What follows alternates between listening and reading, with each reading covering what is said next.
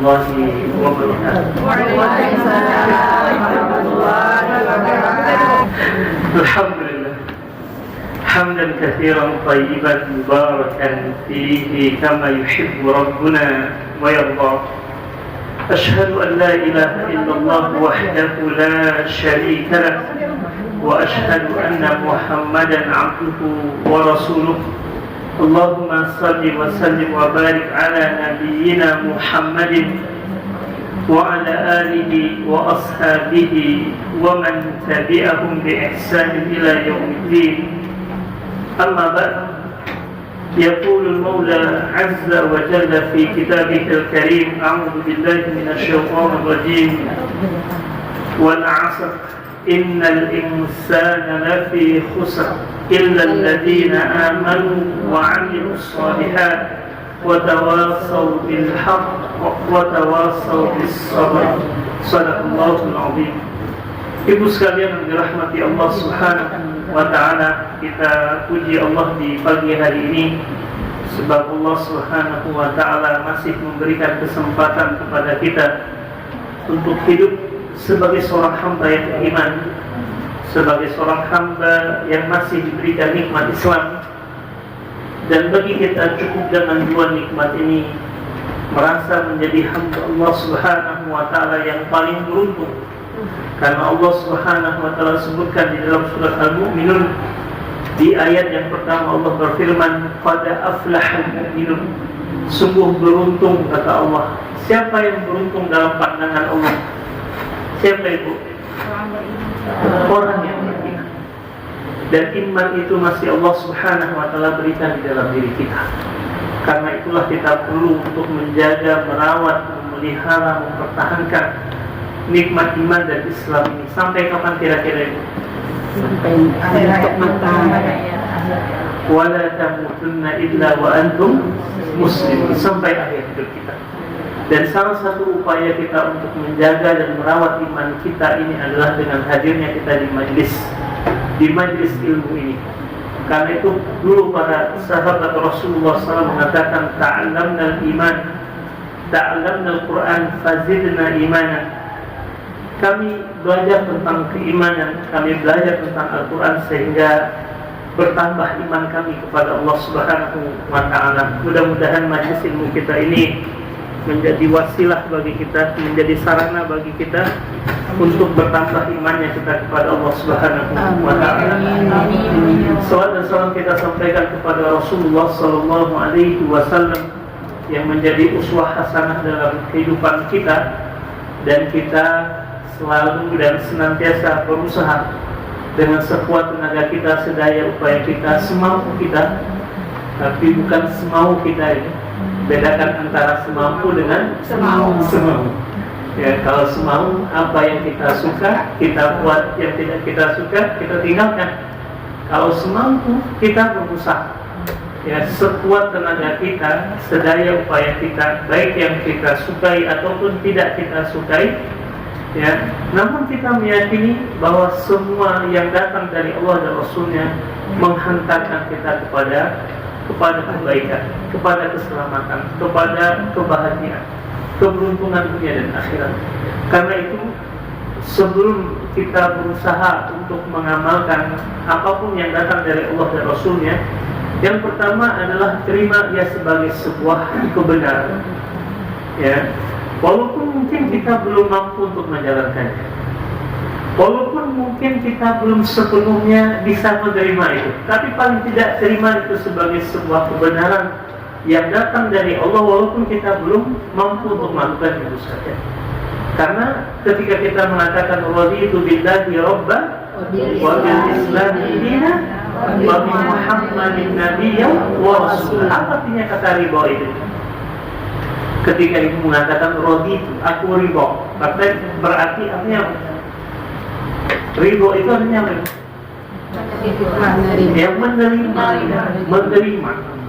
Yang menerima bahwasanya Allah sebagai Rabba itu yang menciptakan, yang mengatur, yang memiliki, yang merajai.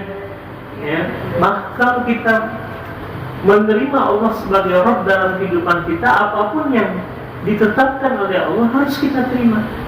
Walaupun tadi kita belum mampu untuk menjalankannya, tapi paling tidak kita ridha menerima semua yang datang dari Allah dan Rasulnya, karena kita juga menyatakan raditu billahi rabba wa bil islami dina wa bi Muhammadin nabiyyan wa rasul. Dan juga kita harus menjadikan Rasul sebagai seorang nabi dan utusan Allah yang membawa risalah dari Allah Subhanahu wa ta'ala. Ya. Dan karena itulah kita sebagai umatnya Rasulullah SAW, kita berusaha sekuat tenaga kita, sedaya upaya kita untuk bisa menjalankan ya syariat Allah dan sunnahnya Rasulullah Sallallahu Alaihi Wasallam ya sesuai dengan kemampuan kita. Dan juga kita ridho menjadikan Islam sebagai agama din, dan Islam ini telah ditetapkan oleh Allah, inna dina indallahil Islam. Ya, sesungguhnya agama yang diridhoi di sisi Allah adalah Islam. Tidak ada agama selain daripada agama Islam yang diridhoi oleh Allah Subhanahu wa ta'ala. Karena itulah kita meyakini sejak Nabi Adam sampai Nabi Muhammad hanya ada satu agama yang diturunkan oleh Allah Subhanahu wa ta'ala, itu agama Islam. Sebentar, di dapur yang mana ya? Enggak ya? Dari tadi Dari tadi ya? Tadi masih Ya, seperti ada yang bawa gosong. Takut kelupaan sesuatu. Baik, Ibu saudara ya Allah, di pagi hari yang penuh berkah ini, penuh rahmat ini, alhamdulillah Ibu dengan kesungguhan bisa hadir di saum Saqafah ini. Mudah-mudahan ini bagian daripada mujahadah ya kesungguhan kita, dan Allah menyebutkan di dalam Al-Quran walladzina jahadu fina, dan orang-orang yang bersungguh-sungguh kata Allah fina di jalan kami ya, maka lanahdiyannahum subulan, niscaya kami akan berikan petunjuk kepada mereka untuk dapat menapaki jalan kami tersebut. Dan juga ini bagian daripada apa yang dikabarkan oleh Rasulullah SAW, dan kita berhusnuzan pada hadis ini. Kita termasuk di antara yang dikehendaki oleh Allah itu. Apa kata Rasulullah SAW? Man salaka tariqan yaltamisu fihi ilman, barang siapa yang menempuh satu jalan dalam rangka untuk menuntut ilmu, sahalallahu lahu bihi tariqan ilal jannah, maka Allah mudahkan baginya jalan menuju surga Allah. Mudah-mudahan Ibu dimudahkan insyaallah. Kesungguhan Ibu datang ke tempat ini di tengah hujan yang cukup lebat menyebabkan di beberapa ruas jalan kebanjiran itu sekali. Alhamdulillah. Ibu sekalian, di pagi hari ini insyaallah kembali kita melanjutkan kajian kita tentang ilmu At-Tauhid dari sebuah kitab yang berjudul Kitab At-Tauhid yang ditulis oleh Syekh Abdul Majid Az-Zindani.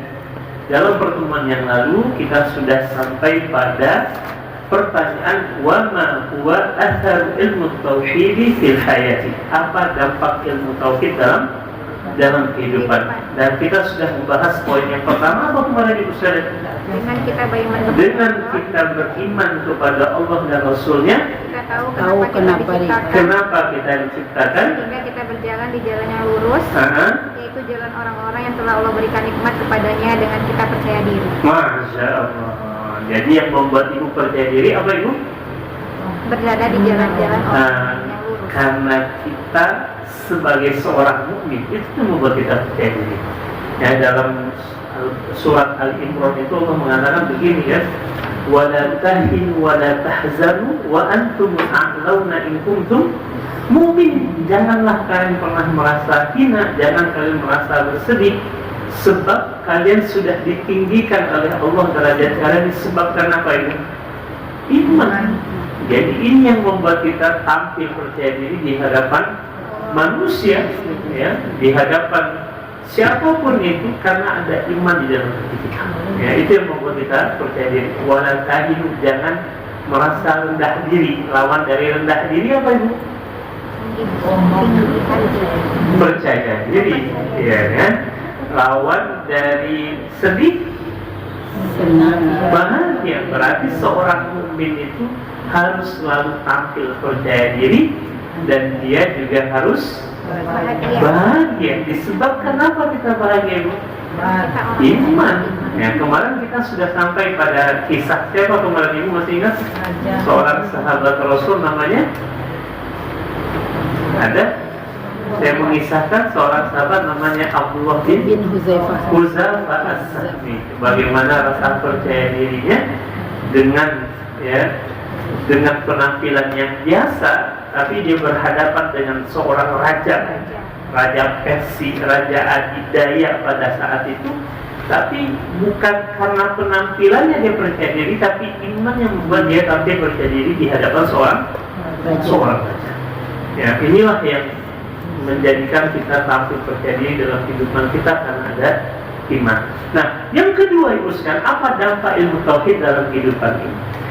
Yang kedua adalah at-tauhid yaj'alu quluban nasi jami'an muwahhida hawla rabbi wahid wa kitabin wahid wa rasulin wahid wa qablatan wahida wal imanu yaj'alu nasi mutahabina mutaakhir. Masya Allah, ini sangat indah sekali.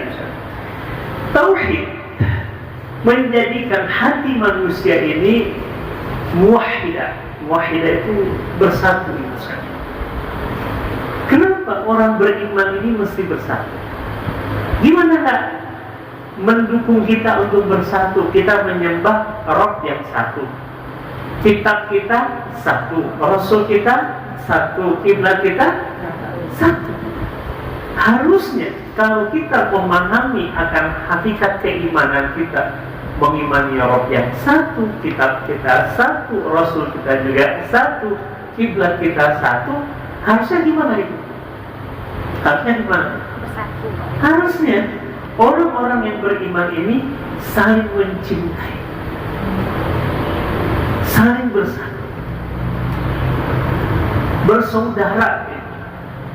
Karena itulah Allah Subhanahu wa Ta'ala menyebutkan dalam surat Al-Hujurat di ayat yang ke-10. Coba Ibu buka surat Al-Hujurat ayat yang ke-10. Apa kata Allah Subhanahu wa Ta'ala di dalam ayat tersebut? Apa?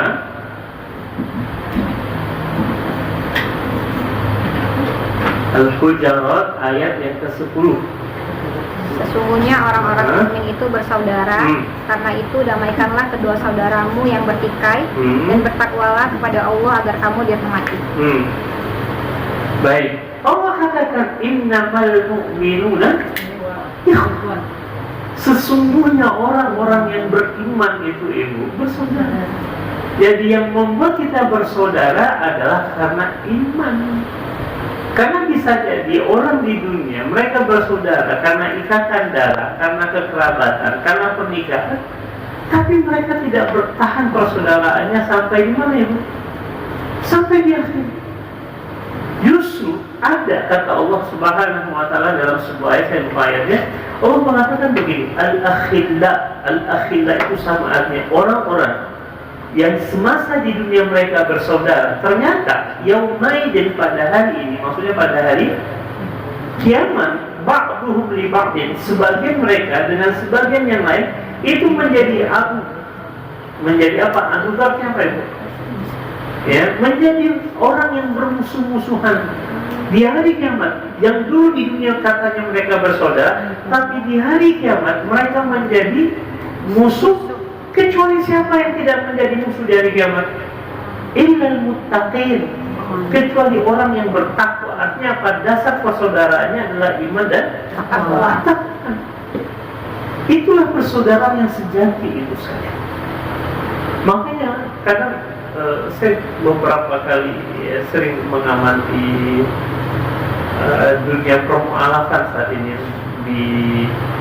digandai oleh Kohdon Bitan itu banyak mengislamkan dengan diskusi. Karena memang Islam ini diterima oleh halayak ramai itu karena diskusi. Karena memang Islam ini adalah agama yang membuka cakrawala manusia untuk berpikir di pusat, hingga menemukan kebenaran. Kayak agama Islam ini dikomi yatafakkar, bagi orang yang berpikir, bagi orang yang berakal. Kalau orang sudah tidak punya akalnya, dia tidak punya lagi kewajiban untuk menjalankan Islam. Ya, tidak ada kewajiban lagi untuk menjalankan syariat itu sekali. Mau bebas dari syariat mau? Kenapa? Nggak ada sholat, nggak ada hisab lagi, nggak ada kewajiban ini. Mau? Nggak mau ya? Ya sudah menjadi orang yang dibebankan syarat jauh lebih nikmatin. Karena memang agama Islam Allah peruntukkan bagi orang yang takwa. Ya, jadi kalau seandainya kita ajak manusia untuk berpikir, ya, Islam ini adalah agama yang diterima oleh agama manusia. Ya, karena itu Allah Subhanahu wa Ta'ala mengatakan di dalam Al-Quran bahwasanya iman ini yang membuat kita bersaudara. Ya, bukan karena kekerabatan semata, bukan karena ikatan darah, bukan hanya karena pernikahan saja, tapi iman yang membuat kita bersaudara. Dan persaudaraan ini akan kekal sampai di mana, Ibu? Sampai di surga. Ini enaknya menjadi orang yang beriman, dan inilah nikmatnya bersaudara dengan orang yang beriman. Dalam sebuah hadis dari Imam Muslim, Rasul pernah bersabda begini, "Idza dakhala ahlul jannati al-jannata," ketika para penghuni surga telah masuk ke dalam surga, kata Rasul, "fayashtaqul ikhwanu ba'dhum ila ba'd." Orang-orang yang semasa di dunia mereka bersaudaranya karena Allah itu artinya yashtaq. Yashtaq itu artinya merindukan satu dengan yang lain. Jadi kerinduan itu tiba-tiba muncul ketika sudah berada di surga, sehingga kata Rasul dalam hadis ini, fayasiru sariru hada ila sariri hada. Dipan yang di atasnya para penghuni surga itu duduk. Kita nggak tahu seperti apa keindahan dipan itu, ya, seperti apa model dipan yang nggak bisa kita bayangkan, karena hakikatnya surga itu keindahannya mala ainun ro'at, sesuatu yang belum pernah dilihat oleh mata. Tapi kita cukup yang mengimani berdasarkan hadis ini. Tapi yang jelas kata Rasul, fayasiru sarir, sarir itu dipan, maka berjalanlah dipan dari satu tempat ke tempat yang lain, hatta yajtami'a jami'an, ya, entah seperti kursi yang berjalan, permadani terbang, kan ada ya, itu kalau seperti apanya hanya Allah yang mengerti. Namun kita meyakini berdasarkan hadis, hatta yajtami'a jami'an, hingga mereka berkumpul kembali. Jadi ketika ibu selama di dunia mengikat tali persaudaraan karena Allah, nanti di akhirat ibu akan merindukan saudara itu. Ya Allah, saya rindu nih dengan kawan-kawan Sakofah. Ya Allah, buat kami reuni kembali, gitu misalkan. Ya. Kalau bisa hadirkan saat akhir juga. Allah, ternyata saat akhirnya belum muncul ya Bu. Ibu perlu cek juga, jangan-jangan na'udzubillah saya nyangkut gitu. Ya Allah, itu saat ayah pernah ngajarin tauhid kepada kami, ya Allah. Tolong deh, ya Allah. Siapa tahu ibu ternyata sudah mendapatkan rahmat dulu daripada saya misalnya ini masih. Nah, kalau sebaliknya ya saling panggil kami. Saling ibu, insya Allah. Mudah-mudahan ya Bu, ya. Amin. Nah, orang yang selama di dunia ini bersaudara itu dikumpulkan kembali. Ibu kebayang gimana pertemuan di surga itu seperti apa? Kebahagiaannya. Kan Allah gambarkan dalam Al-Quran itu ada sururi mutaqabil, pertemuan yang dipenuhi oleh kebahagiaan. Ini kan apa? Setelah sekian lama dengan proses yang sangat panjang, ya, kita menjalani kan, dari mulai barzakh, dibangkitkan, dikumpulkan, dihisab gitu dan sebagainya, lalu kita lewati itu semua, ya, dan jumpa kembali di surga. Gimana kan bahagia itu? Bahagia. Dan ternyata apa yang selama di dunia terjadi itu kelak akan kita ceritakan kembali, ya, akan merumpi kembali kita. Coba saja ibu setelah sekian lama gak jumpa kawan lama, sekalinya jumpa, itu kemana itu ceritanya, kemana-mana ibu tahu deh. Ingat memori ini, itu, dan sebagainya. Dan ternyata penghuni surga juga akan kembali mengingat memori indah mereka. Dan tidak ada memori yang paling indah untuk diceritakan di dunia kecuali memori ketaatan kepada Allah. Karena itu kenapa kita perlu menciptakan memori ketaatan selama kita di dunia ini, karena itu akan menjadi buah bibir pembicaraan kita di surga ini. Beruntunglah kalau Allah mempertemukan kita dengan orang-orang yang soleh di sana, berkumpul dengan orang-orang yang obsesinya itu untuk taat kepada Allah. Gitu. Karena dengan demikian itulah memori yang akan diceritakan nanti di surga itu. Kita tidak akan lagi cerita tentang yang buruk-buruk di surga itu nggak ada lagi. Bercerita tentang aib nggak ada lagi, apalagi kesalahan orang lain nggak ada. Ya, karena di surga itu kata Allah dalam surat Al-Waqiah, la yasma'una fiha lagwaw wala ta'thima. Ya, mereka yang menghuni surga itu tidak lagi mendengarkan perkataan jangankan dosa yang sia-sia aja nggak ada. Berarti pembicaraan penghuni surga itu hanya baik-baik saja. Jadi selagi kita masih mendengarkan, selagi kita berbicara tentang yang buruk-buruk, itu tandanya kita masih di mana, Ibu? Di mana gitu kan? Karena hanya nanti di surga baru kita tidak lagi mendengarkan yang sia-sia. Jadi jangankan yang dosa, yang sia-sianya tidak ada, gitu kan?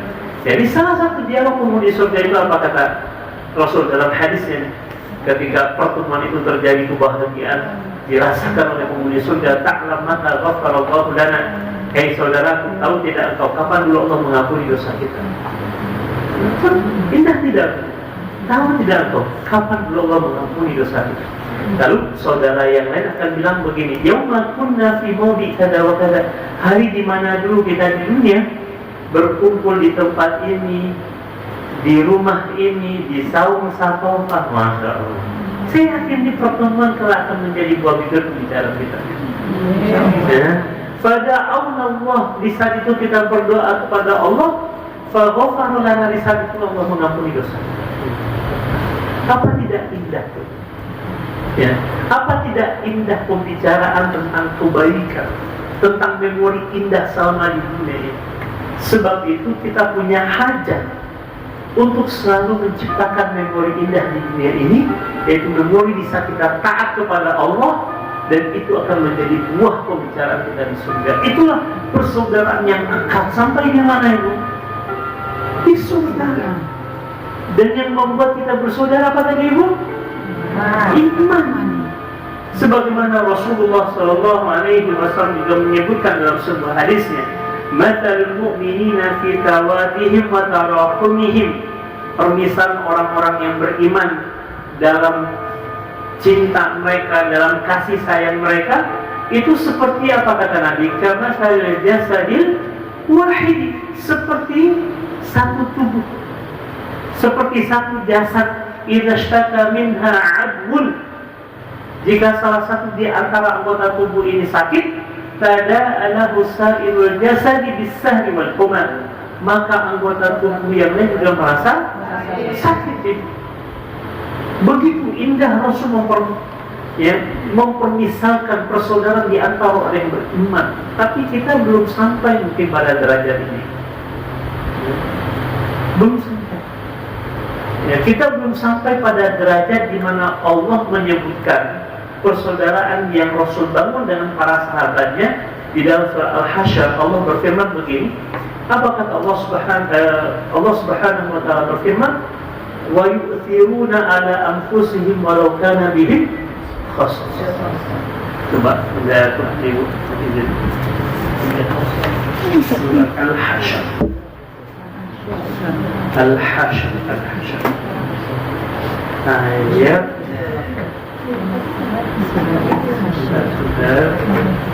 Al-Hasyr ini juz yang ke-28. Al-Mujadalah Al-Hasyr namanya.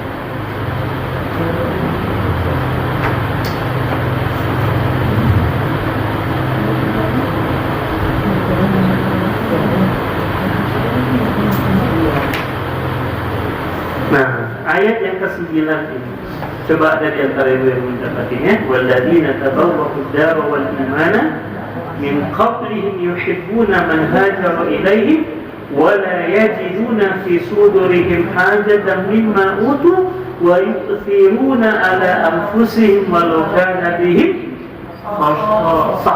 Coba ibu baca artinya. Orang-orang Ansar menempati kota-kota iman sebelum kedatangannya. Mereka muhajirin, mereka mencintai orang yang berhijrah ke tempat mereka. dan mereka tidak menaruh keinginan dalam hati mereka terhadap apa yang diberikan kepada mereka. Dan mereka mengutamakan hajat atas dirinya sendiri, meskipun mereka juga memerlukan. Dan siapa yang dijaga dirinya dari kepikiran, maka mereka itulah orang-orang yang beruntung. Masya Allah. Ibu tahu ayat ini turunnya ketika kapan? Iya, betul, setelah hijrah. Ini ayat terjadi ketika Rasul baru saja mengusir Bani Nadir dari perkampungan yang ada di kota Madinah, orang Yahudi. Sehingga mereka meninggalkan harta rampasan perang, tanpa peperangan. Kalau harta rampasan dengan peperangan disebut dengan ghanimah, kalau tanpa peperangan disebut dengan al-fai namanya. Nah, pada saat pembagian harta rampasan perang itu, orang-orang Ansar, orang yang sudah menempati kota Madinah dan mereka beriman dan menolong kaum Muhajirin di hijrah tadi, jadi mereka lebih mendahulukan pembagian harta al-fai tadi kepada kaum Muhajirin di saat mereka butuh itu. Bukan mereka tidak butuh dengan harta-harta itu, mereka butuh, tapi karena rasa cinta mereka kepada kaum Muhajirin, mereka dahulukan kaum Muhajirin dalam pembagian harta al-fai tadi dibandingkan dengan diri mereka. Itu derajat persaudaraan paling tinggi dalam Islam. Kita seringkali membantu orang lain dengan kelebihan yang ada pada diri kita. Itu biasa. Ya? Kalau kita bantu orang di saat kita berlebih, itu biasa. Tapi yang digambarkan oleh Allah dalam ayat ini, mereka butuh tuh, lihat tadi kan? Dan mereka tidak menaruh keinginan dalam hati mereka terhadap apa yang diberikan kepada kaum Muhajirin. Dan mereka mengutamakan kepentingan atas diri sendiri, meskipun mereka juga memerlukan. Mereka butuh dengan harta itu. Tapi karena rasa cinta mereka kepada saudara mereka, lebih mereka utamakan saudara mereka dibandingkan dengan diri mereka.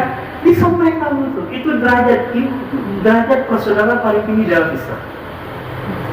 Dulu ada dikisahkan seorang sahabat itu dikasih hadiah berupa kepala kambing, dan kepala kambing ini sudah dimasak, bukan utuh yang baru saja disembelih, sudah tinggal di sana. Lalu kemudian diberikan kepada si fulan misalnya. Tahu fulan ketika ini ada hadiah untukmu kepala kambing, silakan dinikmati. Tapi dia ingat saudaranya, dia bilang apa? Bukan karena dia tidak mau, bukan karena dia tidak butuh, dia mau. Tapi dia ingat saudaranya, dia bilang apa? Akhi fulan ahwaj minni, saudaraku fulan lebih butuh daripadaku, sudah buat dia saja. Tadi orang yang mengantarkan ini pergi kepada orang yang kedua, sampai di hadapan orang yang kedua, orang yang kedua juga bilang, akhi fulan ahwaj minni, saudaraku fulan lebih butuh daripadaku, sudah buat dia saja. Singkat cerita, kepala kambing ini kembali lagi kepada orang yang pertama ditawarkan untuk Allah. Tapi setelah melewati 7 orang, dan mereka menolak, bukan karena tidak mau, bukan karena tidak butuh, tapi karena mendahulukan saudaranya dibandingkan dengan diri sendiri. Ini kisah di negeri dongeng kira-kira. Kira-kira di negeri dongeng ini, Bu? Tidak, ini real nyata dalam kehidupan bangsa. Ya, sama halnya ada seorang sahabat Rasul namanya Masruq. Saya tidak tahu sebab dia dipanggil Masruq. Karena dalam bahasa Arab Masruq ini artinya orang yang dicuri. Jadi kan Rasul mempersaudarakan antara kaum Muhajirin dan kaum Ansar. Jadi Masruq ini punya saudara namanya Khaisamah yang dipersaudarakan oleh Rasul dengannya. Nah, bukan sialnya, tapi mengqaddarullah. 2 orang yang dipersaudarakan ini statusnya ini sama-sama punya banyak hutang. Kalau satu kaya, satu miskin kan mendingan nih.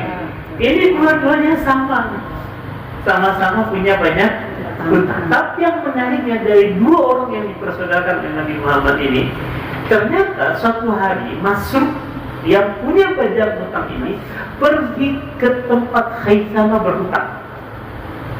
Dia bayarkan hutangnya Khaisamah tanpa sepengetahuan Khaisamah.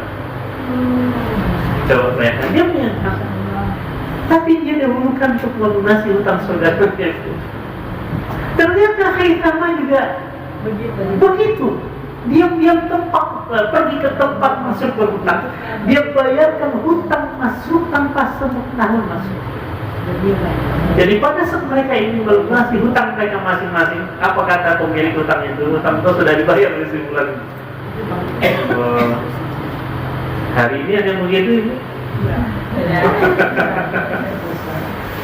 Makanya kita bilang ini kisah di negeri dongeng ya Ustaz. Enggak, itu real dalam kehidupan para sahabat Rasul. Oke, sampai Allah menguji mereka dalam Al-Quran. Derajat persaudaraan yang sulit untuk didapati hari ini. Walaupun sulit, tapi saya masih mendapati orang-orang seperti ini hari ini. Jangan salah. Saya pernah dapati orang dengan derajat persaudaraannya seperti ini hari ini saya dapati. Walaupun satu di antara 1000. Tapi saya masih ada. Ya. Dan itulah sebenarnya persaudaraan dibangun di dalam agama Islam ini karena iman. Dan Rasul yang kemudian mengibaratkan perumpamaan orang yang beriman dalam cinta dan kasih sayang itu seperti satu Jasad. tubuh jasad. Yang jika salah satu tubuh sakit, yang lain juga merasakan. Nah, kita perlu cek sudahkah kita sampai pada derajat persaudaraan seperti itu. Masih jauh, masih jauh. Jangankan pada derajat persaudaraan paling tinggi sebut isar itu mendahulukan saudara, ya, bukan di saat kita berlebih, di saat kita butuh kita dulukan saudara kita. Itu isar ini. Ya, jangankan derajat persaudaraan paling tinggi, derajat persaudaraan paling rendah saja kita masih susah. Apa derajat persaudaraan paling rendah? Senyum. Derajat persaudaraan paling rendah aja kita masih susah. Apa itu? Melapangkan hati untuk memaafkan saudara kita. Itu derajat persaudaraan paling rendah dulu. Salamatus sadaq, melapangkan hati untuk memaafkan saja, itu kita masih banyak yang mati. Betul tidak? Gimana mau sampai pada derajat persaudaraan paling tinggi? Pada derajat persaudaraan paling rendah saja kita masih banyak yang kena. Susah, Ustaz. Saya sudah memaafkan, Ustaz, tapi gimana ya, Ustaz? Gitu kan? Jaga jarak. Oh, jaga jarak. Ya, ngambil opsi yang itu aja yang Aman. Tapi itulah yang adanya. Tapi kita berusaha Ibu untuk sampai pada derajat persaudaraan. Karena memang iman ini harusnya membuat kita menjadi orang yang persaudaraannya itu Allah.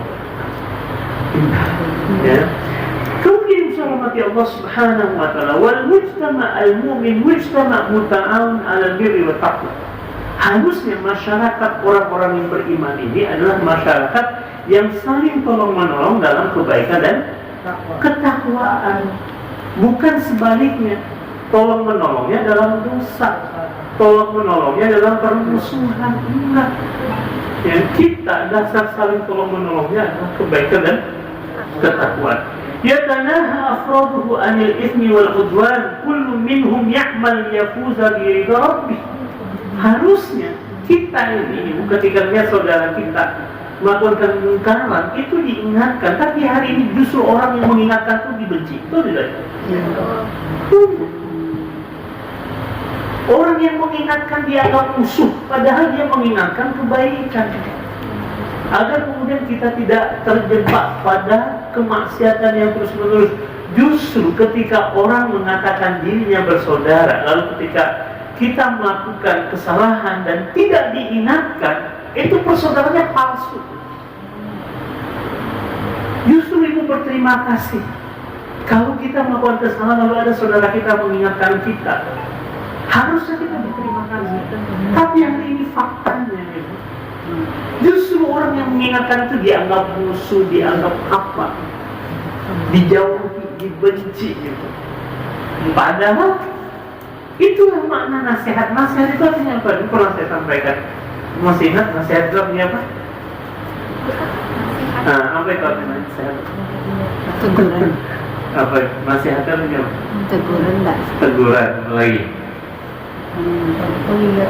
mengingatkan, apalagi mengarahkan, apalagi secara spesifik. Perhatian.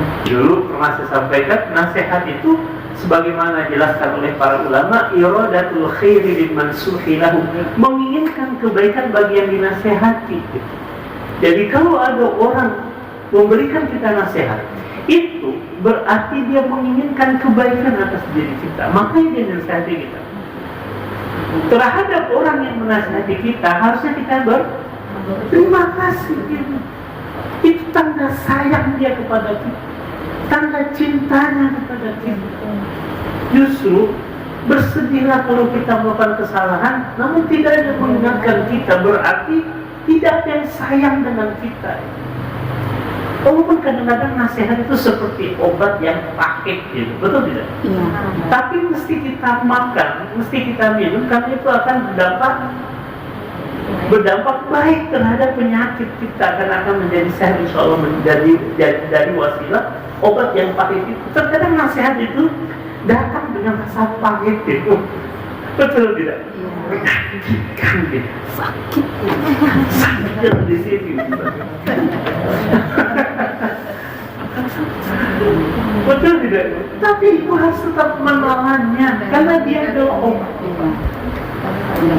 Ya, walaupun kita sebagai orang yang memberikan nasihat juga harus berusaha dengan cara yang terbaik juga dalam memberikan nasihat. Tapi bagi orang dinasehati, gimana pun cara dia menasehati, harus kita terima sebagai sebuah pil pahit yang harus kita keluar. Tapi untuk kebaikan kita kan begitu. Tapi bagi yang memberikan nasihat harus dengan cara yang baik. Begitulah Rasul yang dalam kehidupannya sebagai seorang nabi pada saat memberikan nasihat, Rasul selalu melihat kondisi, situasi, karakter orangnya bagaimana, gimana dia masuk. Jadi tidak asal menegur saja ya. Rasul pasti melihat tuh situasi, kondisi, karakter orang itu. Pasti berbeda antara satu orang dengan orang yang lain. Nggak disamakan oleh Rasul metodenya. Ada orang yang cukup dengan Rasul liriknya saja sudah tahu. Ada orang yang kemudian harus cukup Rasul kemudian tarik cincin dari jemarinya karena dia pakai cincin emas, lalu Rasul lemparkan ke tanah, paham dia. Tapi ada kalanya Rasul dalam memberikan nasihat itu, ibu, dengan cara-cara yang para sahabat itu nggak masuk akal gitu. Ya, ketika Rasul harus kemudian membiarkan orang kencing dalam masjid, misalnya orang Badui tiba-tiba dia kencing dalam masjid, itu kemungkaran tidak itu? Kemungkaran ya. Itu para sahabat itu mau memukul tuh orang Arab Badui. Dan Rasul kemudian mengatakan, sudah biarkan dia tuntaskan hajatnya terus. Gak usah dipukul gitu, biarin aja dia gitu. Sampai dia selesai menuntaskan hajatnya. Lalu Rasul bilang kepada Umar, coba ambilkan air siram kencingnya. Apa kata orang Arab Badui? Semoga Allah merahmatimu wahai Muhammad, dan tidak untuk kalian. Masih orang-orang yang mau memukul ini tadi. Jadi kata orang Arab Badui ini, semoga Allah merahmatimu Muhammad, dan tidak untuk kalian. Tapi setelah itu Rasul duduk bersamanya menjelaskan bahwa apa yang dilakukan itu salah, dan dia baru mengerti itu sebuah kesalahan. Karena mohon maaf, kebiasaan orang Arab Badui ini agak sembrono, ibu. Mana teringat nasi itu lepas ya. Dan Rasul tahu begitulah karakter orang Arab Badui itu. Rasul hebat. Jadi tidak selalu kemungkaran itu direspon dengan cara yang wah itu kurang asem, hajar, jangan seperti itu. Rasul merubah kemungkaran itu tidak dengan serta-merta seperti itu. Bisa jadi kita menasehati dengan serta-merta tanpa melihat situasi dan kondisi menyebabkan kemungkaran yang lebih besar. Coba kalau seandainya Rasul biarkan para sahabat memukul seketika itu, lalu dia lari misalkan, ternyata kencingnya tidak hanya di situ aja, kemana-mana. Iya kan? Betul tidak? Kemana di mana? Cuma biarkan aja dulu. Coba langsung biarin itu para sahabat mukul, akhirnya dia lari misalkan, oh itu sepanjang musik kencingnya. Allahu Akbar. Jadi kadang-kadang merubah kemungkaran itu tidak serta-merta ada calm down dulu gitu, biarin dulu gitu. Ya kecuali yang kemudian akan berakibat fatal, misalnya harus segera. Jadi Rasul itu sangat pintar dalam melihat situasi itu. Nah, kemudian urusan Allah Subhanahu wa taala yatanaha afraduhu anil ithmi wal udwan kullu minhum ya'mal yafuzu bi ridha rabbih yakhsha an yadrib aw yasrik. Ya, karenanya seorang muslim itu takut kalau dia menzalimi orang lain. Jangan sampai kita zalim dengan orang lain. Karena dia saudara kita. Kata Rasul dalam sebuah hadisnya, al-muslimu akhul muslim. Seorang muslim itu saudara bagi muslim yang lainnya. Nah, kalau kita saudara, jangan zalimi dia, jangan bohongi dia, jangan tipu dia, jangan remehkan dia.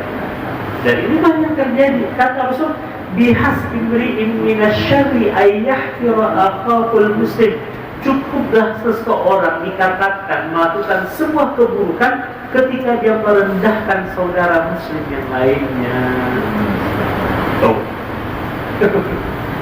Makanya kalau lihat Islam ini, lihat ajarannya, jangan lihat orangnya. Kalau lihat orangnya ya jauh dari keislaman. Padahal Rasul sudah mengatakan demikian. Seorang muslim saudara bagi muslim yang lainnya. Jangan zalimi dia, jangan bohongi dia, jangan tipu dia, jangan remehkan dia, jangan rendahkan dia, kata Rasul. Dan cukup seseorang mengatakan yang melakukan sebuah keburukan ketika dia merendahkan saudara muslim yang lain. Allah, dan Rasul tidak pernah merendahkan saudara muslim yang lain. Nabi Muhammad akrab dengan para sahabat. Bahkan Rasul pernah ada seorang sahabat itu namanya Khizam bin Haram.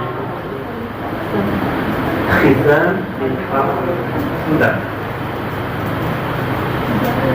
Sebentar Ibu. Khizam bin Haram.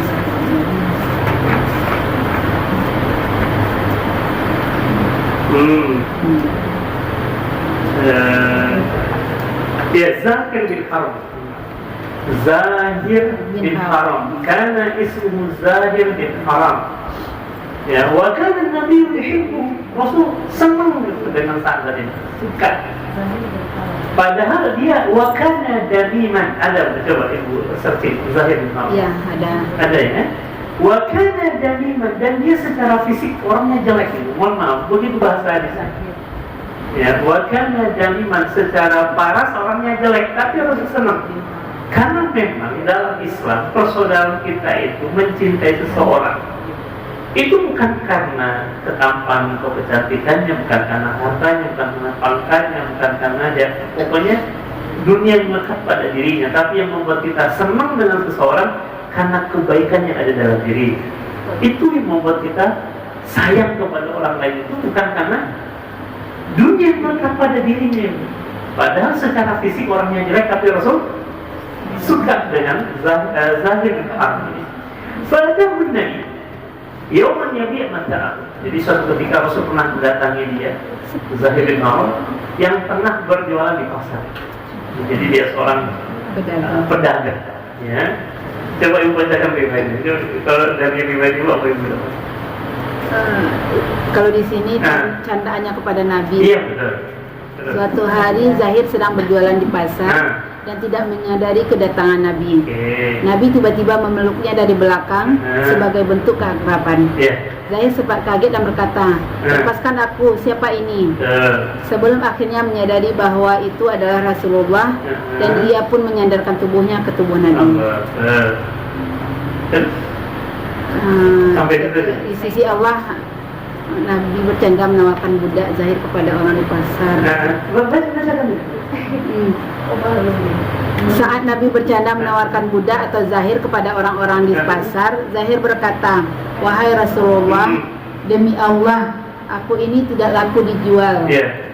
Nabi lalu membalas dengan kalimat yang sangat menyentuh. "Namun di sisi Allah, engkau itu mahal dan berharga." Atau dalam riwayat lain, engkau di sisi Allah menguntungkan atau bernilai tinggi. Allah. Jadi saya ingin menggarisbawahi Ibu. Coba di awal riwayat disebutkan tidak? Wa kana an-nabiyyu yuhibbu wa kana damiman. Di awal riwayat coba.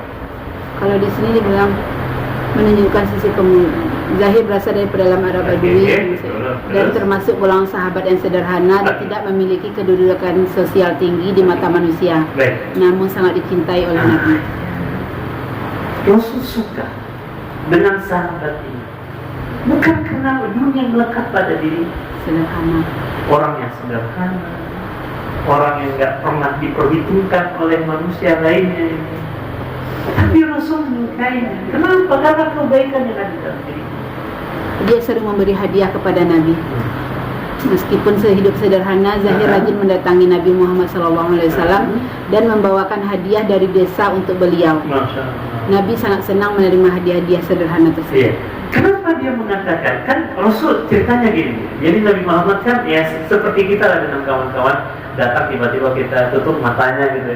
Ya kan? Jadi Rasul memeluk dari belakang, menutup mata Zahir bin Harb.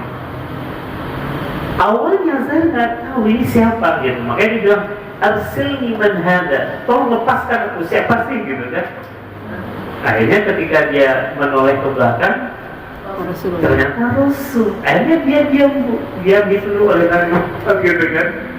Subhanallah kan. Jadi Rasul akrab dengan sahabatnya. Jadi dia diam aja gitu agar kemudian dada Rasul menempel dengan punggungnya karena dia dipeluk oleh Rasul dari arah belakang. Jadi karena itu pasar. Jadi Rasul ingin bercanda nih dengan Zahir dengan mengatakan man yashtaril abda, orang, manusia, ada yang mau beli budak tidak? Gitu kan.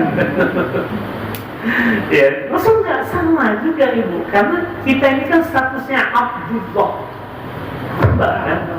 Ada yang beli budak tidak? Jadi Rasul kalau bercanda nggak bohong. Kata Zahir bin Haram, karena dalam riwayat ini wakana damiman, saya ini jelek gitu. Dia bilang apa? Ya Rasul, idan wallahi tajidu dikasih, dan kalau dengan tampang seperti saya nggak akan laku di pasaran.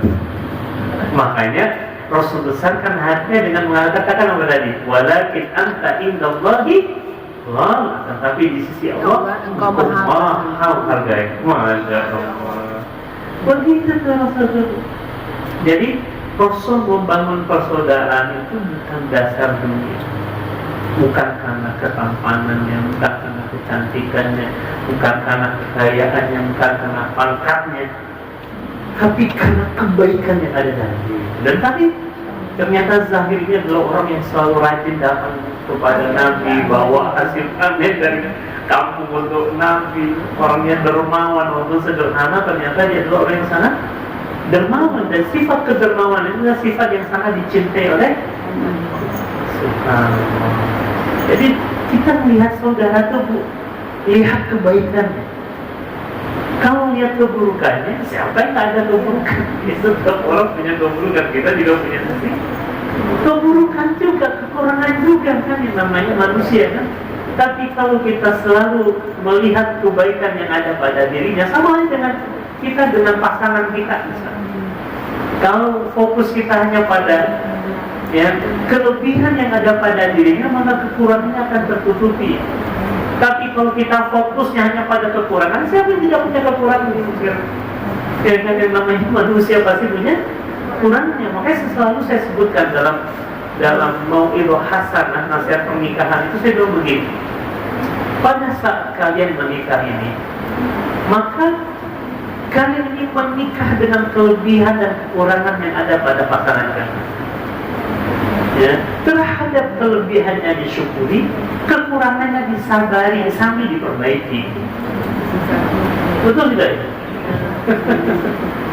Kelebihannya disyukuri, kekurangannya disabari sambil diperbaiki dengan cara yang baik. Jadi kalau hanya menuntut kelebihan, ada manusia yang sempurna. Betul tidak? Begitu.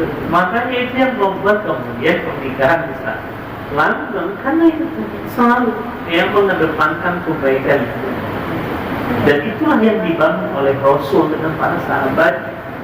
Para sahabat juga banyak tingkahnya, misalnya jangan salah juga. Tapi walaupun mereka ada sisi-sisi kekurangan, tapi tertutupi dengan kebaikan-kebaikan.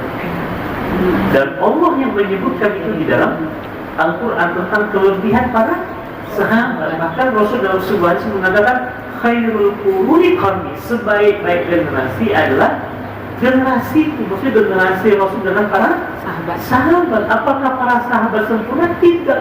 Mereka juga ada kekurangan. Tapi bukan berarti kekurangan menutupi kelebihan yang ada pada diri. Nah, begitu juga kita lihat saudara kita. Coba melihat samping kanan kiri. Masya Allah. Indah Islam itu menyikapi sebuah persaudaraan. Nah, ibu saudara Allah Subhanahu wa Ta'ala, karena itu tadi jangan zalimi, jangan tipu, jangan sakiti, jangan rendahkan, apalagi Bu? Jangan hasad, jangan digibahin. Jangan memandang status. Jangan memandang status. Jangan memandang status. Lihat kebaikan yang ada pada dirinya. Itu yang mendasari kita bersaudara. Ya. Kemudian wa inna ma kana al-muslimuna mutamassikina bit-tauhid kanu kama wasafahum rabbihim. Nah, ketika kaum muslimin ini betul-betul berpegang teguh kepada tauhid, kepada iman, maka mereka akan menjadi seperti yang digambarkan oleh Allah di dalam Al-Quran, surat Ali Imran ayat 110. Lihat, Ali Imran 110. Apa ayatnya? Ali Imran 110 terakhir. Ali Imran 110. Jumpa, Ibu? Coba, Ibu baca. Artinya boleh. kamu umat Islam adalah umat terbaik yang dilahirkan untuk manusia. Menyuruh berbuat yang ma'ruf, mencegah dari yang mungkar, dan beriman kepada Allah. Masya Allah. Seandainya ahli kitab beriman, tentulah itu lebih baik bagi mereka. Di antara mereka ada yang beriman, dan kebanyakan mereka adalah orang-orang fasik. Sudah. Baik. Allah sebutkan kita di dalam Al-Quran dengan istilah khairul umat terbaik. Walaupun secara khusus ayat ini ditujukan oleh Allah untuk siapa itu? Untuk para sahabat Rasul. Nah, kalian di sini secara langsung itu kepada sahabat Nabi. Tapi ini berlaku umum kepada umatnya siapa itu? Muhammad, umatnya Rasul. Kalau syarat ini kita penuhi, jadi kita ini mendapatkan sebuah gelar dari Allah khairul ummah. Ketika kapan? Ta'muruna bil ma'rufi wa tanhauna 'anil munkar. Saling mengingatkan. Makanya kalau ada orang yang ngasih kita nasihat, tadi balik lagi tadi Ibu, ya, terima ya, jangan hanya siap menerima pujian tapi tidak siap menerima cacian. Sejatinya seorang yang ikhlas, mau dipuji mau dicaci, tidak berefek kepada amalnya. Pujian tidak membuat dia terbang, sebagaimana cacian tidak membuat dia tumbang.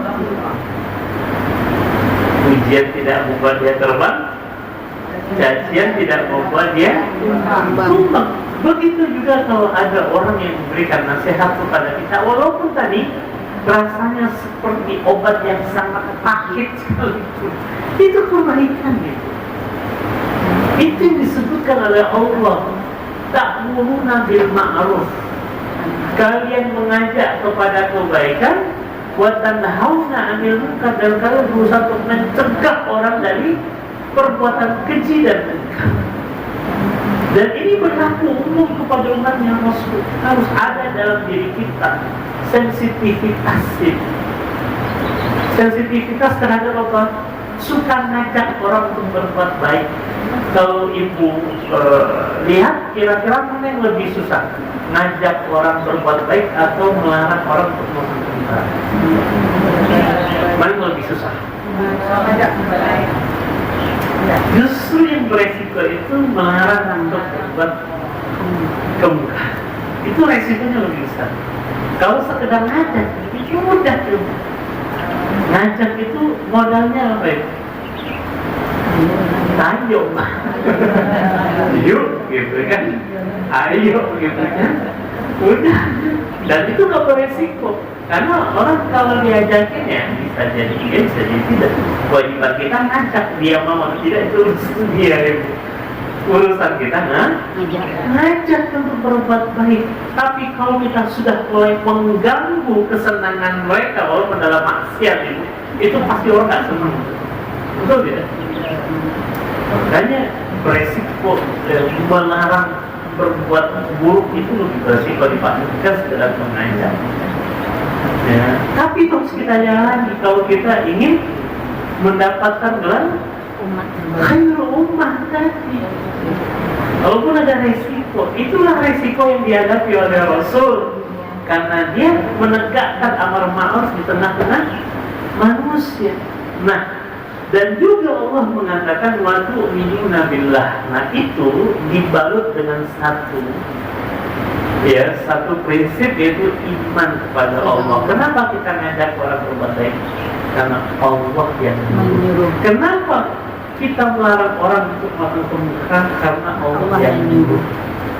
Jadi kalau dasarnya adalah iman, maka itu yang membuat kita menjadi hamba kemungkaran.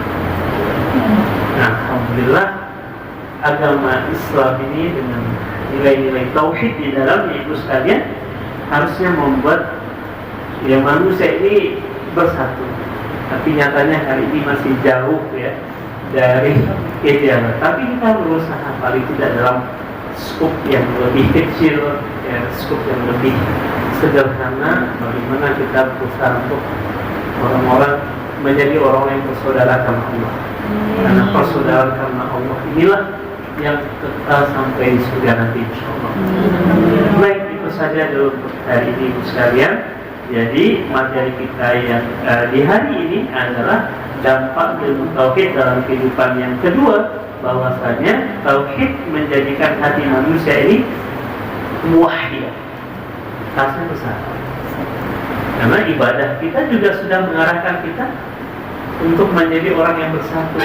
Ibadah kita satu, gerakan sholat juga, bacaan sholat juga, haji, puasa, semuanya. Karena kalau kita memaknai, menghayati semua syariat dalam Islam ini, umat Islam ini benar-benar menjadi umat yang kokoh. Tapi kenapa faktanya hari ini umat Islam berpecah belah? Ada apa kira-kira ini? Bisa jadi ada persoalan dalam masalah tauhid, dalam masalah imannya.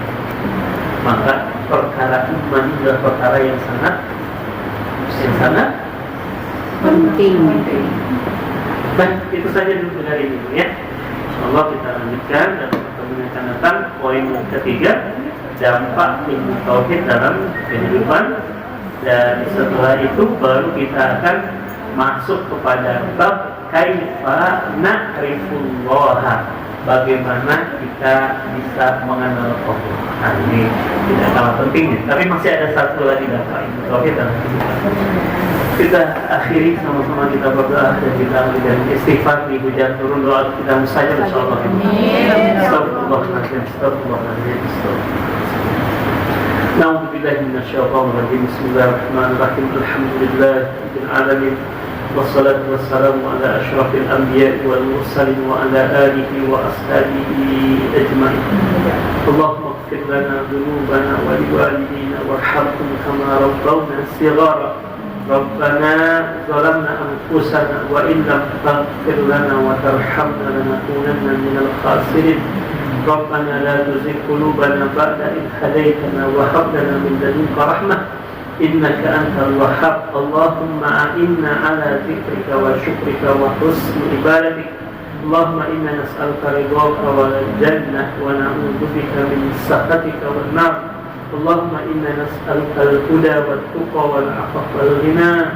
Ya hayy ya qayyum bi rahmatika nastaghith aslih lana sya'nana kullah wa la takilna ila anfusina tarfata 'ain اللهم اكفنا بحلالك الحرام وأغننا بفضلك عمن سواك ربنا قنعنا بما رزقتنا وبارك لنا فيما أعطيتنا ربنا هب لنا من الصالحين ربنا هب لنا من أزواجنا وذرياتنا قرة أعين واجعلنا للمتقين إماما اللهم انفعنا بما علمتنا وعلمنا ما ينفعنا ربنا زدنا علما وارزقنا فهما واسعا وعملا متقبلا ورزقا حلالا طيبا ربنا آتنا في الدنيا حسنة وفي الآخرة حسنة وقنا عذاب النار سبحان ربك رب العزة عما يصفون وسلام على المرسلين والحمد لله رب العالمين تقبل الله منكم تقبل يا كريم أقول قولي هذا وأستغفر الله لي ولكم